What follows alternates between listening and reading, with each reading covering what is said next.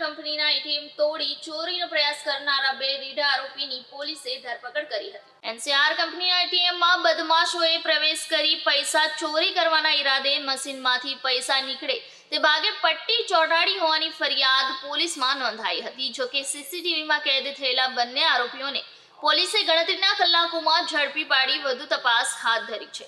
શહેરના પુણા ગામ હસ્તિનાપુર સોસાયટીમાં રહેતા પ્રશાંત ચંદુભાઈ નડિયાપરાએ ગઈકાલે ઉધના પોલીસ સ્ટેશનમાં ફરિયાદ નોંધાવી હતી, જેમાં તેમણે જણાવ્યું હતું કે ઉધના ભાટેનામાં સમદેવ પેટ્રોલ પંપની બાજુમાં આવેલ એનસીઆર કંપનીના એટીએમમાંથી પૈસા ચોરી કરવાના ઈરાદે ચેડા કરવામાં આવ્યા છે।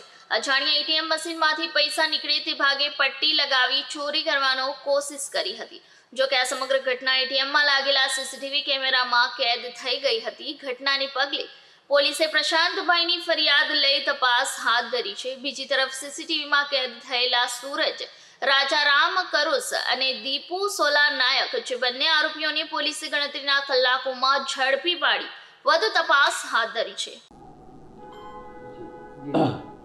ઉધના પોસ્ટે વિસ્તારમાં ભાટેનાના રામદેવનગર જે વિસ્તાર છે એમાં ઇન્ડસલેન્ડ બેંકનું એટીએમ છે।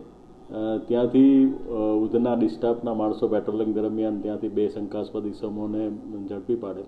તે દરમિયાન એમની ગતિવિધિ જોતા તેઓ ઇન્ડસલેન્ડ બેંકની જે એટીએમ છે એટીએમ ઉપર એલ્યુમિનિયમની પટ્ટી મારી અને કોઈ માણસ જ્યારે પૈસા એમાંથી કાઢવા આવે ત્યારે પટ્ટીના હિસાબે પૈસા ન નીકળે અને બાદમાં જ્યારે જે વ્યક્તિ જે પૈસા ઉપાડનાર છે ત્યાંથી જતો રહે તો એમાંથી જે પટ્ટી કાઢી અને પૈસા લઈ લેવાય એ રીતની મોડસ ઓપરેન્ડી કરી અને ચોરી કરતા હોય તેવું માલુમ પડે।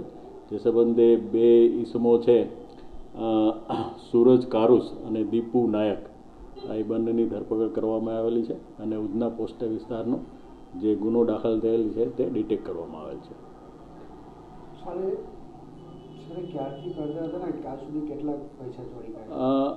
હાલ એની પૂછપરછ ચાલુ છે। અત્યારે ઉધના પોસ્ટ સ્ટેશનનો ગુનો એક ડિટેક્ટ થયેલો છે। બાકી વધુ પૂછપરછ કરતા બાદમાં બીજા ગુનાઓ ખુલે એવી સંભાવનાઓ છે। સર, કોઈ એફઆઈઆર એવું કંઈક લખાયું છે કે બેંકમાં જાણ કર્યું છે કે મારા પૈસા અટકી ગયા છે આવ્યું નથી? નહીં, એ જે તે જે કોઈ ગ્રાહક છે બેંકના ગ્રાહકો એમના પૈસા જો અટકી જાય તો એ સામાન્ય રીતે બેંકમાં જાણ કરતા હોય છે। એ સંબંધે જાણ કરવાથી બેંકવાળાને માલુમ પડે કે આવા કોઈ બનાવ બનેલ છે।